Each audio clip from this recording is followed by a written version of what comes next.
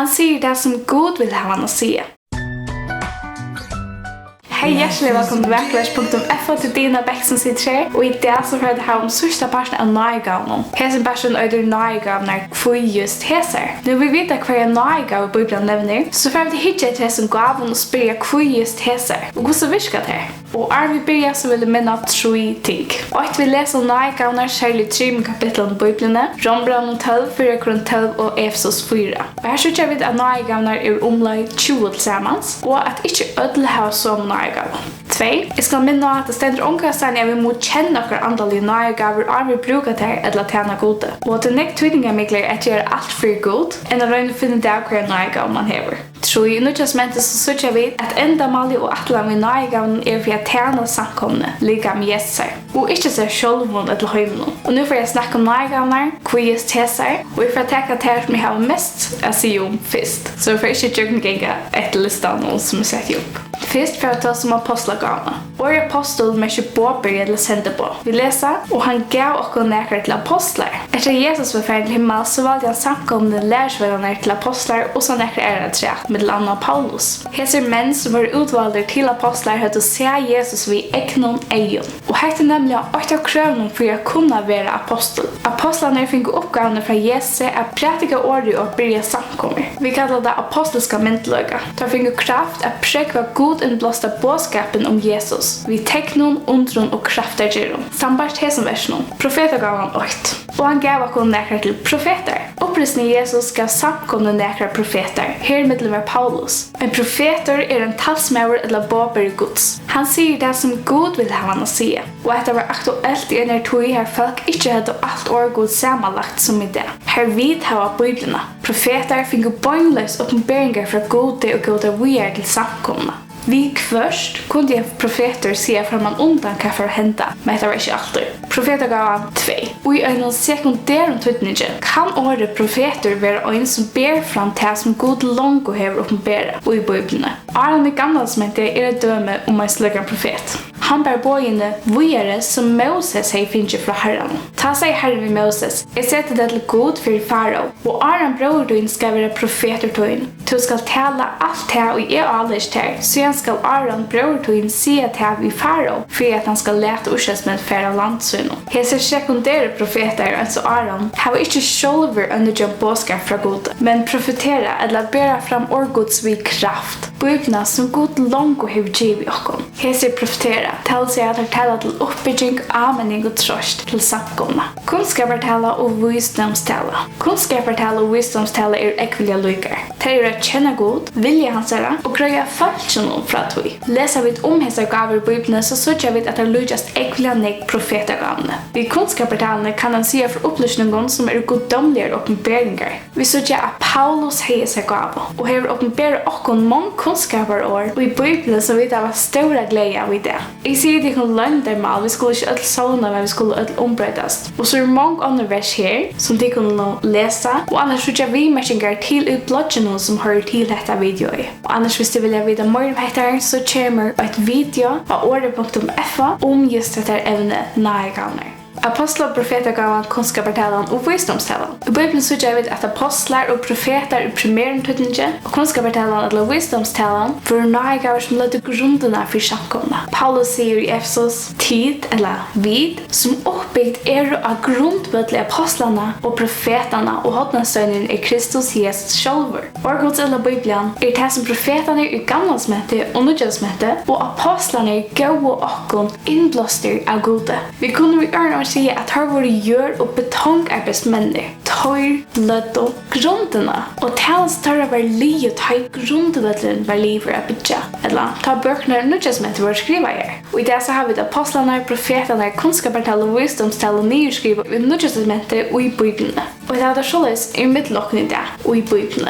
Tui är det att det är så tydliga mig att vi läser Bibeln. Det har hänt att vi kan ta sig vid god anleds till anleds. Kraftagerðir, undur. Kraftagerðir undur særlig visjon i byrjan av Ápostlasøvne. Her apostlaner prekka og myndlega så inn vi hesen Náðigávan. Vi leser at apostlaner og onker høtte disse gaver. Henda gavan var en trade for å være aksepteret som apostol. Paulus prekva nemlig å sitte apostlakadel vi hesen åren. Tesjen apostelsins var jo i ødlund hålet gjør tekkere middelen vi teknon, undron og kraftagerðir. Hvordan skulle vi ta sleppa undan om vi skøyta ikke så større frelse, som jo først var kun gjort vi herren så jeg stedfest av okkon og høyde hårst han. Vi er god vittne vi beie teknon, undron og fjølbrøtt kraftagerðir vi djev og høylig andan etter vilja søgnon. Vi leser at Paulus heie og brukte seg gaver i Efesus, men også at han ikke kunne groa Epafroditus, Timotheus eller Trofimus. Heromfram skriver Paulus røyndir vi sine ekno lojing og likam søgnon. Ta Paulus skriver førleggene til noen eldste, lærere eller hyra, så andre krøv sett Náðigáver at gjøre kraftagerðir eller grua. Vi vil heller ikke begynne byen om at foreldrenekker grøðingarmøte eller avvisende person, men da stendir nekkar av tykkun sjukur. Han kallet til sin hinner eldste i samkomne, tar skulle bya iver honom og salva han vi oljo i navn i herrans. At tala tungun og at utleggja tungetala. Tungetala gavan at tala en fremmande male, som tann som tåsar ikkje kjenner framan undan. Utleggjan av tungetala et skyldiga male, som tåsar verur og omsetta til. Vi møter tungetala fyrst før i Ápostlagávan kapitel 2. Her tåsar verur av menneska male. Årsaken for at utleggja tungetala var for å kunne tås som sannlegar gods, og prekva at evangeliet var fra gode. Årsaken av at korintmen misnøyte som Náðigávan, gav Paulus dem strong på hvordan henta Náðigávan skulle nøydast. Med annet så skulle de øynes øynelott fortelle hvert møte, og andre skulle tale tungun utan så var at onker kunne utleggja til. Hvis jeg vilja vite meira om tungtale, så les 4 Korint 1. Vi sutja at tungtale virker som tekjen for jødene, sambar 4 Korint 1, 1-2. Vi leser bøyleis trutja hendigar vil tungtale og i Nudjasmentet. Akkurat så nå var tungtale tekjen for vantrykvande jødene at Herren kjøtt for å være tilbyen av fremmande tungmal. Og i huset Cornelius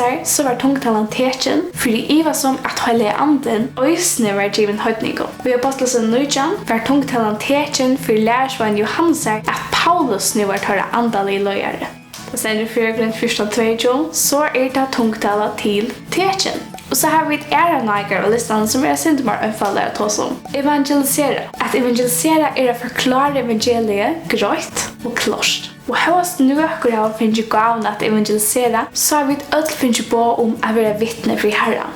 Hyra tjeneste. Hette gaven være å velge Guds folk. Som en hyre seien. Han fører han, syrger fyrer honom og velger han. Hende gaven inngjelde synder av å lære og å løye. Gavan at tjena. Hetta gavan at tjena Herren og i ødlom. Gavan at læra. Hetta gavan at læra folkets sannleikar i Bibelene. Gavan at amena og oppmuntra. Hetta gavan at amena, oppmuntra, stola og trøsta folk i samkomne. Døma andar. Hetta evnene til å oppdia øyn som taler tjener gode eller satan. Ein vi hese gav fører for å mete en person falskur eller sannur. Paulus hese gav at han var fører for at avduga swimen i Áposlagávan 8. Henda gav var i dager vi høylig andan tjeknon orgos bøyblina. Visa miskunn. Henda gavan a visa miskunn. For gavur vi visa samkjensla medvis tegn som hada rink og etla sjuk. At djeva og byta ut. Som vi har gavna at djeva. Hette ikke bundi av hvordan du øyer eller omsider. Og vi hese gavene vantar ikke å få vinning eller nekka at fyre. Fyrstømauer. Hette gavan a styra eller loja i samkomne. Jeg minner syndrom hyra tennastna. Trygg. Alla har trygg, men alla har ikke Náðigávan av trygg. Gavan trygg å hava alit av at Gud gjør okkur til som okkur tørver. Og det emisk hvordan større trygg vi hava. Og legg mest til at henda gavan må ikke blandas vid trygg til frelse, som given ødlom godsbødno. Náðigávan trygg en guddomlig forløyge, at teka bort store trobløyger, som tidja store og mulige. Og henda trygg, Náðigávan, må være grunda av årgodsbødna. Tvørmans kunne teka som døme hesa Náðigávan. Hin fyrir George Miller. Hin søttene Hudson Taylor. Kærløgjen hins største. Bibelen sier ikke fra flere Náðigávan, og gjør heller ikke avbendinger at det flere. Náðigávnar til for å røke samkomna og tjene for en øre. Etter Náðigávurnar nevnt der i 4 Korint 12 for Paulus at ta som kærlega i 4 Korint 13. Hví spyrs du? Jo, til utan kærlega allar Náðigávurnar víslesar. Vi leser, kærleggen lengmaugur, mildur, kærleggen ber ikkje øvund, kærleggen reipar ikkje, blases ikkje opp. Han ber seg ikkje sømlig at og søker ikkje sitt egna. Han goimer ikkje age, tilroknar ikkje hitt ytla. Han gledes ikkje iver orattvise, men gledes iver sannleika. Han brøyer iver alt, tror ødlån, vånar alt, tåler alt. Kærleggen fettler aldri bostur. Kærleggen ikkje Náðigáva, men avvøkstur andans, som øyer suttjast i livnen til øynene og førjen tryggvande, og i samkomne. Vi leser, Náðigávurnar imiskar, men anden den samme. Tjenastnar imiskar, men Herren den samme. Kraftagerðir imiskar, men God den samme som virkar alt ui ødlom. Fun fact of the day, Bibelen var skriva iver 15 undur. Gammalsmette var skriva av hebraiskon, og Nutjensmette var skriva av grisskon. Bibelen var skriva av støyne, nøydaskynne, seierskynne, papyre og øron. Hon var gøynd ui løyreløtten, sattmalørsne, ui kongshødlom, tjappiddernon, tja tatymans og nutimans menneska. Den beste ødlån som var gøynd ui hjertadype menneskans. Bibelen var iver 40 høvendar, men båskapen den samme jøgnen atla Bibelen. Enn det og i det. Hetta fullkomlet undur som viser oss hvor så store god okkar Takk til alle dere som så trofast å hitja og døyla og like. Takk for dere som blir for mer. Takk til Johan Pedersen og Karl Johan Nilsen for utrolig godt tilfell. Og vi vil bare herre signet til dere. Jeg spør for i chatting med Sudjas etter. Bye!